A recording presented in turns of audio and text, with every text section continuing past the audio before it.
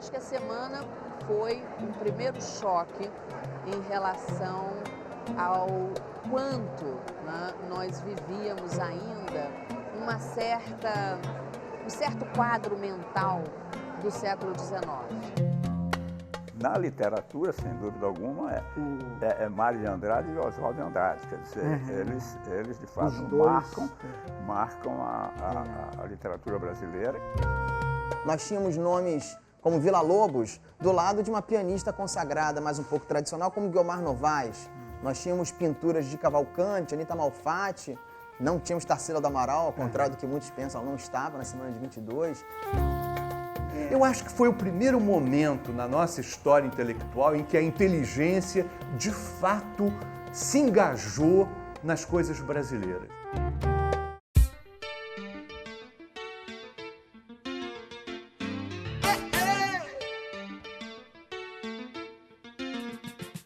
Em fevereiro de 1922, o Teatro Municipal de São Paulo foi palco de uma revolução ruidosa, espetacular, subversiva até.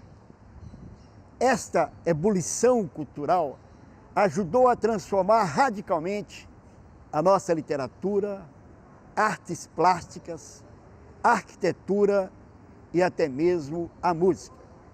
E deixou como um dos legados um olhar mais focado do artista brasileiro à sua própria realidade, copiando menos o que ocorria lá fora. Os 90 anos da Semana de Arte Moderna é o tema de hoje do programa De Lá Pra Cá.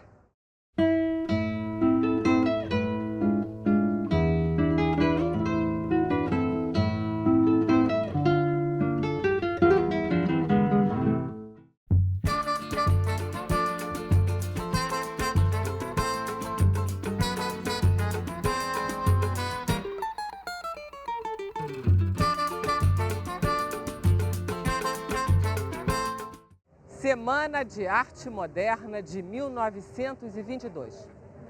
Foram só 3 noites de apresentações aqui no Teatro Municipal de São Paulo. Segunda, quarta e sexta, dias 13, 15 e 17 de fevereiro, às 8h30 da noite. No saguão do teatro, pinturas e esculturas. Vitor Brecheret, Anita Malfatti e de Cavalcante. No palco, concertos musicais, declamação de poesia, conferências. Villa-Lobos, Guiomar Novaes. Manuel Bandeira, Ronald Carvalho. Graça Aranha, Menotti Del Picchia. Nos bastidores, entre outros, Mário de Andrade, Oswald de Andrade.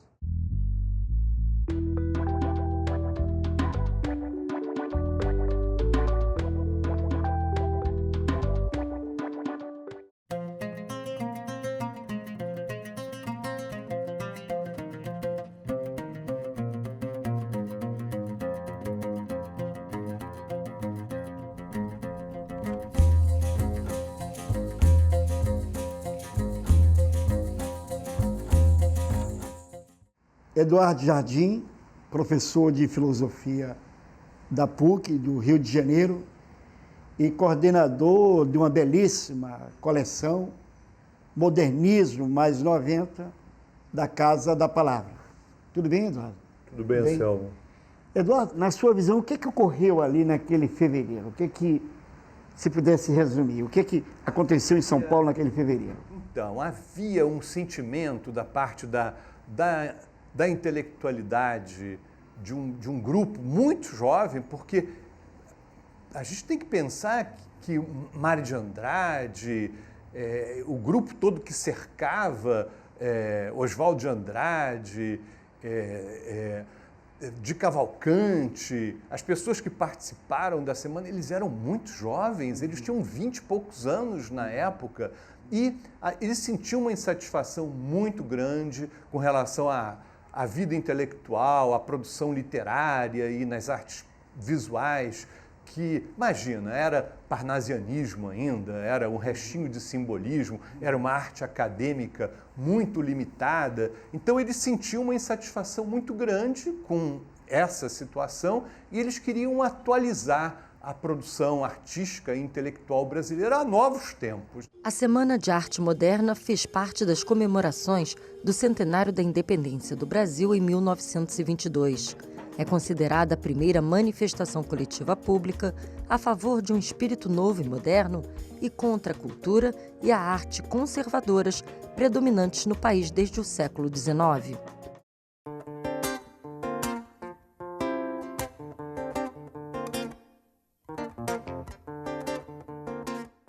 A meu lado, uma pessoa muito especial, muito querida, um grande brasileiro, um grande poeta, um grande amigo, Ferreira Goulart. Tudo bem, Ferreira? Certinho?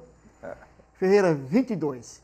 Por que se fala tanto em 22? Por que se celebra tanto essa Semana de Arte Moderna em São Paulo? A que você atribui esse impacto tão grande do que ocorreu há 90 anos? Olha, na verdade é que o movimento modernista, quer dizer, e consequentemente a semana, é um momento importante da história cultural brasileira, quer dizer, porque assinala realmente a ruptura com toda uma tradição que vem do século XIX, que compreende, quer dizer, é uma ruptura. Então, quer dizer, não só é o início, é a integração do Brasil com a arte contemporânea, a arte moderna, as vanguardas e tal. O Brasil estava desligado disso, quer dizer.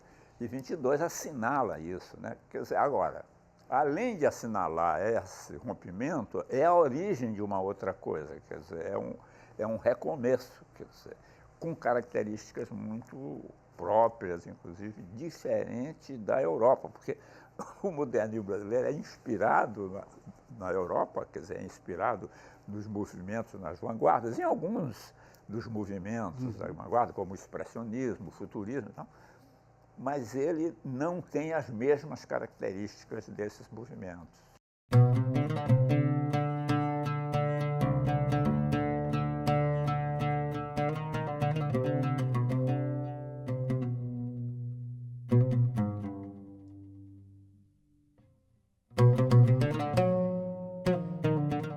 Maria Alice Rezende é historiadora e socióloga. Maria Alice, me fala como era o Brasil em 1922, São Paulo e Rio de Janeiro em 22.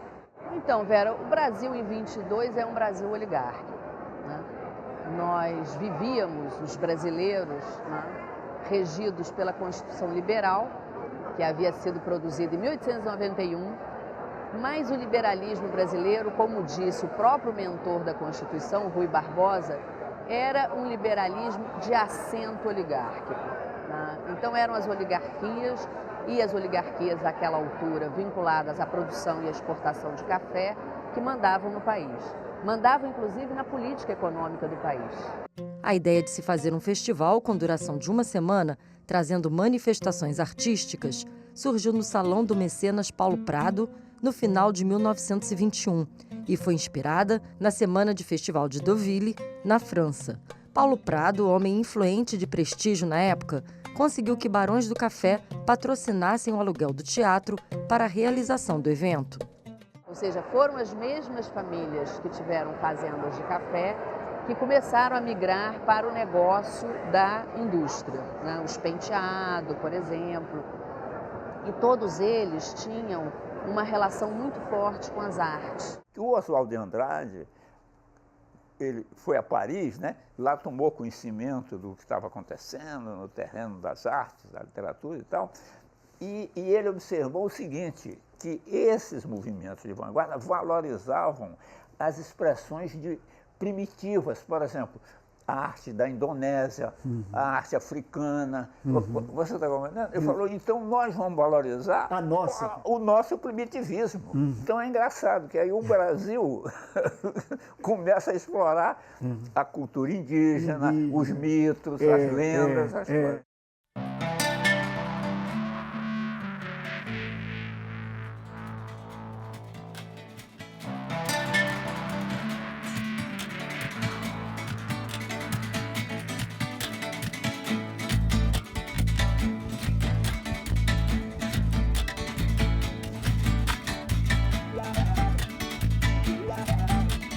A gente poderia dizer, quer dizer, que áreas, vamos dizer, da cultura foram mais influenciadas, podemos dizer? Podemos. Artes plásticas, Eu acho que de cara foi literatura e basicamente a poesia.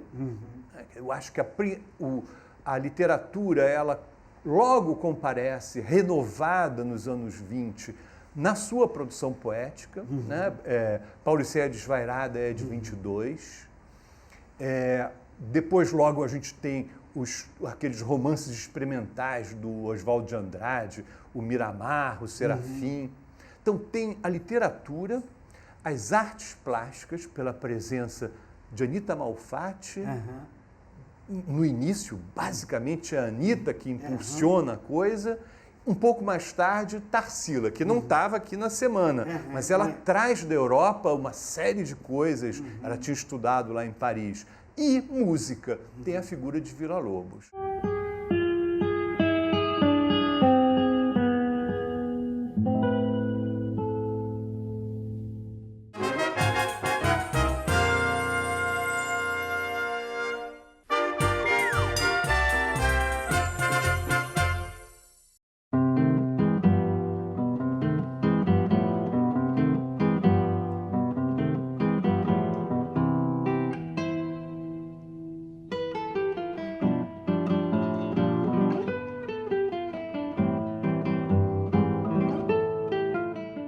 Anselmo, eu acho lindo esse prédio do Palácio Gustavo Capanema, aqui no centro do Rio de Janeiro. Ele é um típico exemplo de uma arquitetura modernista, não é? É verdade. No entanto, ele foi feito o quê? 10 anos, mais tempo depois da Semana de Arte Moderna. Esse é um lado curioso dessa história, né, Vera? Porque, na verdade, a semana em si, ninguém percebeu a importância. A imprensa local não percebeu, os participantes, enfim, ninguém tinha ideia da dimensão e de que aquilo ia gerar nas próximas décadas, né? E isso é um lado que é razoavelmente comum no meio da literatura, da música, das artes plásticas, que você passa ali, ninguém percebe e só vai perceber muito tempo depois. Eu já contei uma vez que eu convivi com Cartola lá nos anos 70. Ele era o cara que servia cafezinho para a gente numa sala de imprensa do Ministério da Indústria e Comércio antigo. No tempo que eu convivi com ele, eu não dei bola para ele, né? Nem ele deve ter dado bola para mim. Só depois eu digo, puxa, era o Cartola. As discussões em torno da necessidade da renovação das artes surgiu por volta da década de 1910 em textos de revistas e em exposições, como a de Anita Malfatti em 1917. Em 1921, já existia por parte dos intelectuais a intenção de transformar as comemorações do centenário da independência do Brasil em momento de emancipação artística.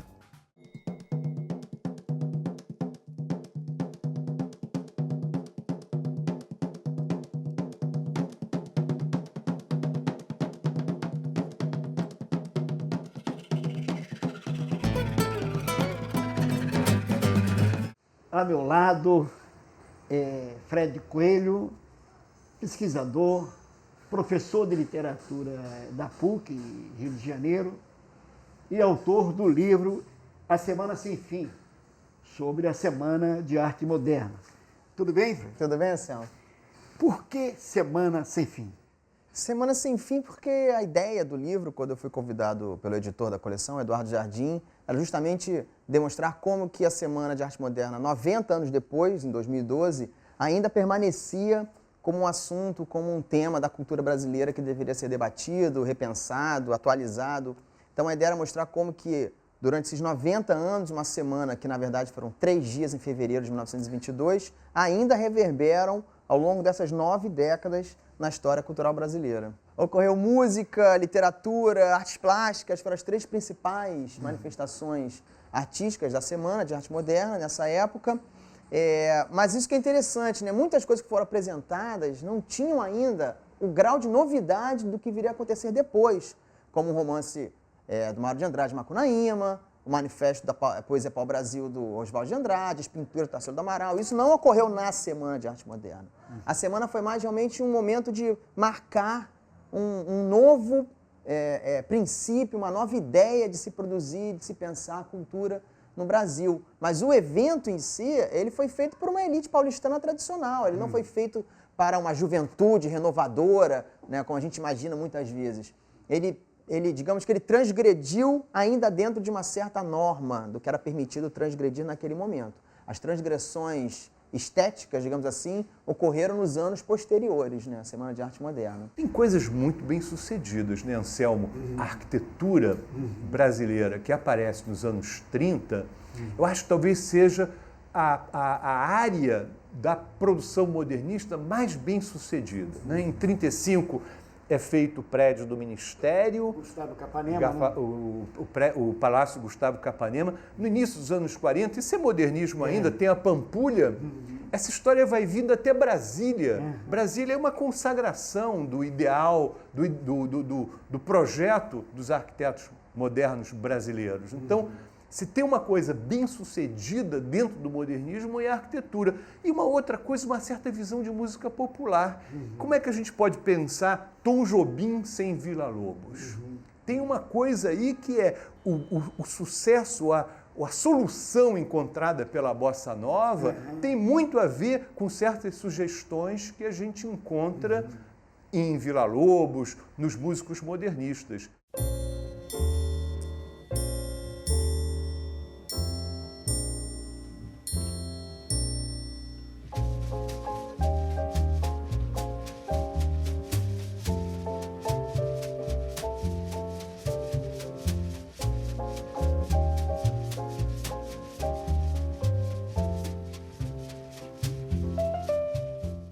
Foi a disseminação do modernismo no Brasil a partir de 22?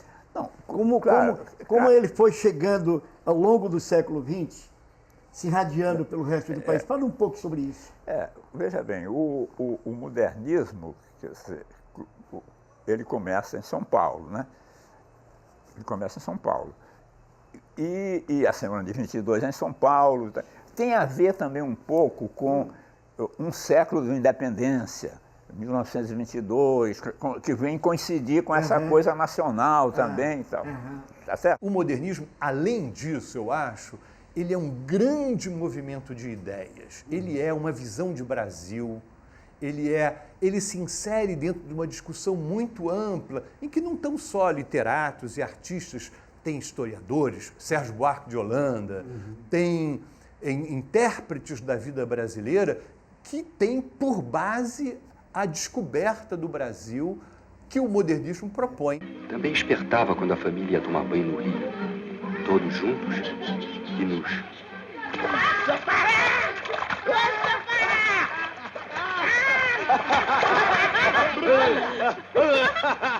Mais adiante, eles reveem essa definição de modernização e de entrada no concerto das nações cultas. Eles acham, a partir de 24 é o ano da publicação do Manifesto da Poesia Pau-Brasil, que todo mundo conhece, aí do Oswald de Andrade.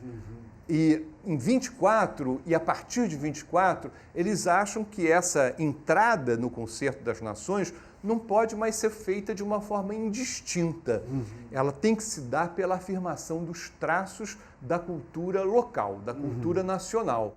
O Manifesto Pau-Brasil foi publicado em 1924 no jornal Correio da Manhã e defendia uma poesia que fosse ingênua, livre e brasileira. Ele foi escrito com frases curtas, o que era considerado muito moderno na época.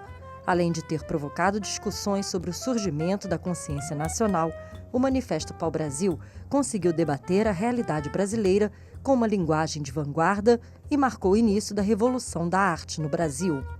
Mas é interessante a gente lembrar que a Semana de Arte Moderna, se ao mesmo tempo ela teve muita influência da França, das vanguardas francesas, as gerações anteriores também tinham. Se falava francês no Rio de Janeiro no século XIX, no início do século XX, era uma língua corrente de uma elite intelectual. Porém, a diferença é que os modernistas não pegaram essa influência francesa para reproduzi-la meramente como digamos, um gesto culto de uma elite ilustrada. Eles pegaram essa influência francesa para transformar a cultura brasileira em algo do Brasil para o mundo.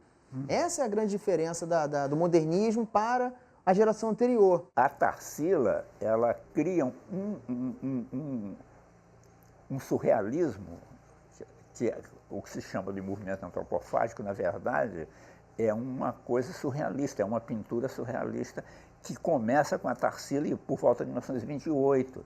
Então, ela deixa de pintar aquelas paisagens brasileiras e começa a pintar, começa com a Bapuru, que é aquela figura toda deformada, quer dizer, e depois outros, o ovo, e uma série de quadros que fazem com que o Oswald de Andrade faça o tal manifesto antropofágico, que é de 29, que é mais ou menos nesse período. É uma mudança no modernismo.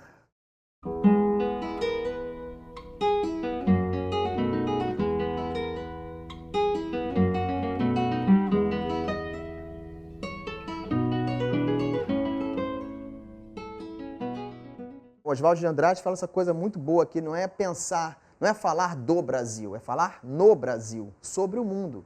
O Brasil tinha que se expandir para o mundo, tinha que integrar o mundo ao seu pensamento de identidade nacional.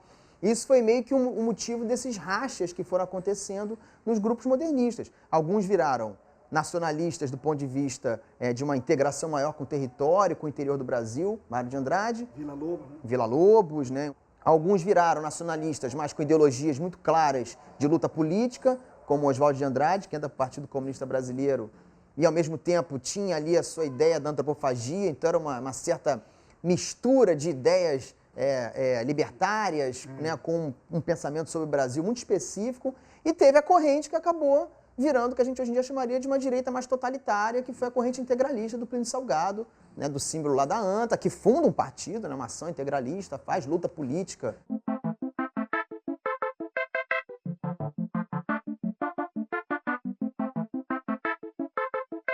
Qual é o lado mais interessante da Semana de Arte Moderna para você, Maria Alice? Eu acho que para mim primeiro, a descoberta de que nós somos parte de um mundo, né? Eu acho que isso foi aberto, né, para o brasileiro. Quer dizer, o Brasil, já em 14, ele começou a ter essa dimensão de que havia um mundo, né? O Império era um jardim muito fechado, né? Então, eu acho que a partir da Primeira Guerra Mundial, eu acho que isso se colocou para o Brasil. E eu acho que o brasileiro se viu no meio do mundo, né, como tendo que se pensar a partir daí.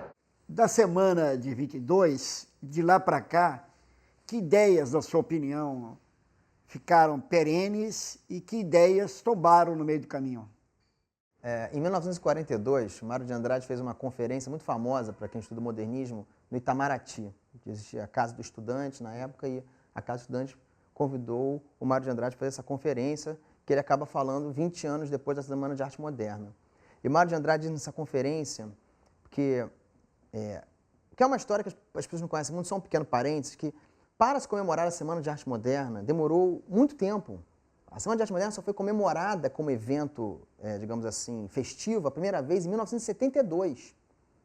Foram 50 anos até que a Semana de Arte Moderna fosse realmente comemorada. Entre 1922 e 1950, 62, a Semana de Arte Moderna ela foi morta, aniquilada, questionada, esquecida. As gerações de escritores depois não queriam se vincular à Semana de Arte Moderna. Nessa conferência de 42, o Mário de Andrade, já tentando rebater algumas críticas, algumas mortes da Semana de Arte Moderna e da geração modernista, dizia que tudo que fosse acontecer depois de 22, mesmo que não tivesse ocorrido a Semana de Arte Moderna, seria por causa da Semana de Arte Moderna do modernismo. Ele chamava isso de força fatal, porque a Semana de Arte Moderna se tinha transformado numa força fatal na literatura e na cultura brasileira. A Semana de Arte Moderna significou isso, um momento de atualização da produção artística, de pensamento, a um tempo que eles reconheciam moderno. E para eles, ser moderno significava também se equiparar com aquilo que era produzido nos outros contextos culturais, a França, a Itália, que eram basicamente as principais referências para eles. Eles achavam que se eles modernizassem as linguagens artísticas feitas no Brasil, a arte feita no Brasil, o Brasil ia participar nesse momento de uma forma e entrar de uma forma imediata no que eles chamavam o concerto das nações cultas.